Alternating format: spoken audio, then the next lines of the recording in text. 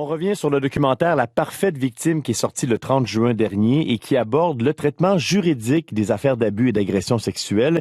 Si les deux réalisatrices, Monique Néron et Émilie Perrault, ont été critiquées au cours des derniers jours sur certains choix éditoriaux, nous, ce matin, on va aborder certaines questions soulevées sur le plan juridique avec notre chroniqueur, avocat et docteur en droit, Frédéric Bérard. Bonjour. Bonjour Frédéric Tremblay. Beaucoup de choses à aborder qui émanent de la parfaite victime, du bon, du moins bon. Tout d'abord, la première question que je vais poser, est-ce que notre système juridique est bien adapté ou mal adapté pour traiter ces fameux cas d'abus d'agression sexuelle si on se fie à la réalité de 2021? D'entrée de jeu, moi, je n'ai pas vu le documentaire en question, donc je ne le commenterai pas, mais reste que sur les questions de fond, il y a vous venez d'en poser une sacrée belle. C'est la question la plus névralgique, à mon sens. C'est est-ce que notre système judiciaire est adapté pour les crimes de nature sexuelle? Et moi, j'ai tendance à vous dire. Je vais vous donner une réponse un peu mi-figue, mi-raisin. Oui, mais non. Dans le sens où, évidemment que je pense que le système fait de son mieux de manière générale. Ce n'est pas une catastrophe. D'ailleurs, c'est une des contestations les plus importantes du documentaire en question, c'est-à-dire les chiffres réels, les chiffres de condamnation et les chiffres en rapport aux accusations qui sont portées par la direction des poursuites pénales et criminelles. Mais une fois qu'on a dit ça, c'est certain que tu ne peux pas traiter théoriquement et dans les faits une agression sexuelle de la même manière que tu traites un vol de gomme ballon au dépanneur ou un vol de télé au Future Shop devant une caméra de surveillance. Pourquoi? Parce que les crimes de nature sexuelle, de manière générale, font appel à une plus grande subjectivité. Ça ne veut pas dire qu'il n'y a pas des aspects objectifs, mais il y a quand même un volet un petit peu plus subjectif. Il y a des questions de consentement qui sont complexes aussi quand même. Et ça fait en sorte que pendant très longtemps, on a eu un système qui, disons-le, ne croyait pas ou croyait plus ou moins les victimes. Pourquoi? Parce qu'on appliquait les mêmes méthodes que celles appliquées pour d'autres crimes. Dans le documentaire, on critique la fameuse étape du contre-interrogatoire qui est présente dans beaucoup de procès.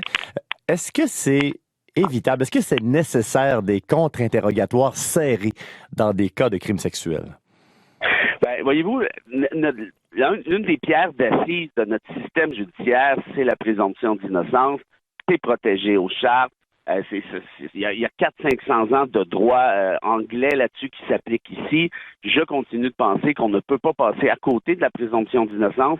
Je ne souhaite pas qu'on modifie celle-ci ou du moins qu'on attaque celle-ci de plein fouet.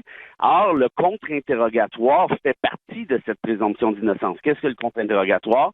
C'est l'avocate de l'accusé qui contre-interroge la plaignante, lui demande ce qui s'est passé, qui essaie évidemment de trouver des failles, qui essaie de faire dire « mais vous aviez consenti à ça », qui essaie de faire dire « ben c'est pas tout à fait comme ça que ça s'est passé » et ainsi de suite. De manière générale, je vous dirais, sans être criminaliste, mais je connais un sacré paquet de criminalistes, des femmes surtout en fait en défense, qui font ces contre-interrogatoires-là, qui le font de manière diligente, respectueuse, raisonnable, rationnelle et ainsi de suite. Évidemment, il suffit de tomber sur un cow-boy ici et là, et puis là, évidemment, on va considérer que c'est un problème, ce qui est le cas. Pourquoi? Parce que parfois, il y en a qui vont un peu trop loin. Par exemple, en matière d'agression sexuelle, ou en matière criminelle de manière générale, on ne peut pas faire la preuve, Frédéric, de la mauvaise réputation de l'accusé. Dans le cas d'un Gilbert Rozon, par exemple, ça aurait été drôlement facile. Or, si on ne peut pas faire la preuve de cette mauvaise réputation de l'accusé, parfois, on a tendance, en contre-interrogatoire, à essayer de faire la preuve de la mauvaise réputation de la victime. C'est d'ailleurs ce qui s'est produit dans le procès Rozon. Or, ce type de question-là, bien que les juges commencent à être drôlement allergiques à celle-ci, pourrait être tout simplement rendu illégal, je vous dirais, et ça simplifierait pas mal l'affaire. Frédéric Bérard, qu'est-ce que vous pensez de l'idée qui est mentionnée dans le documentaire de créer un système parallèle, un système spécialisé pour traiter des crimes de nature sexuelle? Moi, je pense que c'est une excellente idée. Je l'ai écrit souvent, je l'ai dit souvent. J'ai fouillé un peu là-dessus. Voyez-vous, en Afrique du Sud, il y avait une épidémie de viols, d'agressions sexuelles, de comportements délinquants en matière sexuelle dans les années 80-90. Ils ont adopté un système semblable. Et sans dire que c'est parfait aujourd'hui, évidemment, il y a eu un progrès apparemment incommensurable à ce niveau-là. Et qu'est-ce que ça implique? Ben, ça implique tout simplement d'avoir des juges qui font ça, essentiellement, dans la vie, qui sont peut-être un petit peu plus sensibilisés. Je dis pas qu'ils ne le sont pas de manière générale, mais si tu ne fais que ça, tu le seras un peu plus. Regardez, par exemple, on a au Québec ce qu'on appelle des chambres qui sont spécialisées en matière civile, en matière familiale, en matière de droits de l'enfant. On a même une chambre qui est spécialisée en matière de faillite. Or, si on a besoin d'une certaine spécialisation en matière de faillite, il me semble assez normal et souhaitable qu'on puisse avoir la même chose en matière de crimes de nature sexuelle. Et de ce fait-là, on pourrait aussi ajouter d'autres trouvailles de d'autres pays, par exemple l'Islande, où l'État paie un avocat à la victime pour être accompagné tout au long du processus. Parce qu'on sait que quand la victime, la plaignante, va déposer une plainte, par exemple, au poste de police, bien, évidemment, les avocats du DPCP dont je parlais tout à l'heure, les avocats de la couronne, évidemment, ils vont l'aider un peu, mais ce ne sont pas ces avocats, ce sont les avocats de l'État. Et donc, de ce fait-là, je pense que ça pourrait éviter certaines erreurs qui ont déjà eu lieu dans le passé, par exemple, aller s'adresser dans les médias, se contredire, y aller peut-être trop tôt, et ainsi de suite. Et je pense que ça rassurerait aussi les plaignantes, là, ou les plaignants, parce qu'il y en a aussi par la force des choses. Frédéric Bérard, vous êtes avocat? Apparemment, oui. Selon le barreau. Vous êtes docteur en droit? Selon l'Université de Montréal. Vous enseignez donc le droit des étudiants?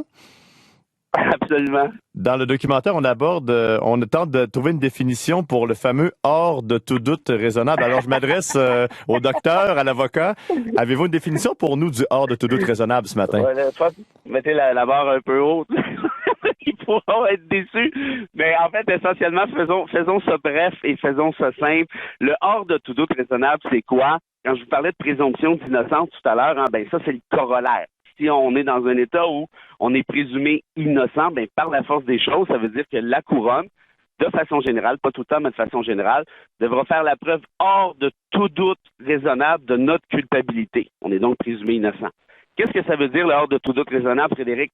En deux lignes. Ça veut dire que même si le juge croit la victime, je pense que c'est la victime qui me dit la vérité, mais que l'accusé a soulevé cette espèce de doute-là. Ça veut dire que je pense que c'est la victime qui me dit la vérité. Par contre, quand j'écoute la version de l'accusé, c'est pas ridicule non plus. Il y a un aspect raisonnable dans le doute qui est soulevé. En d'autres termes, moi, comme juge, je me base pas sur des impressions, sur des perceptions, pas sur « peut-être que oui, on sait pas », pas ça.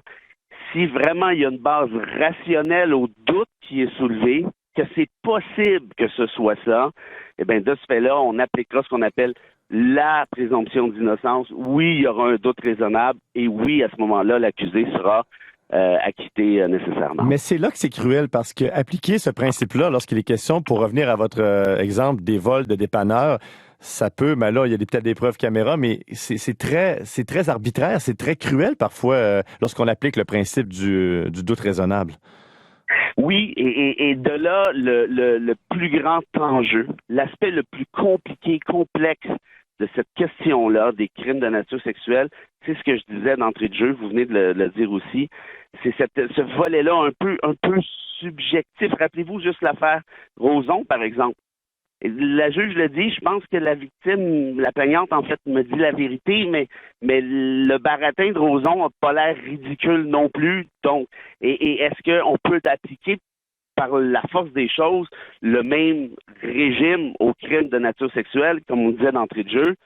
Ben, peut-être pas. Et peut-être qu'avec un tribunal spécialisé, même s'il applique la présomption d'innocence, peut-être qu'on sera capable de passer le papier sablé sur certains coins qui sont un peu plus irritants et qui faciliteraient justement la quête de justice à ce niveau-là. Frédéric Bérard, comme toujours, fort intéressant. Merci beaucoup. On se reparle dans environ 2 semaines. Avec plaisir. Salut tout le monde. Frédéric Bérard, avocat, docteur en droit et chroniqueur, et on vous invite à vous faire votre propre idée. Allez voir le documentaire La parfaite victime, qui est encore disponible dans certaines salles de cinéma. Même s'il a été l'objet de critiques, je crois qu'il y a beaucoup de choses qui portent à réflexion. Et avec ce que nous a révélé Frédéric Bérard ce matin, ça permettra de vous faire une idée plus claire du système de justice actuel.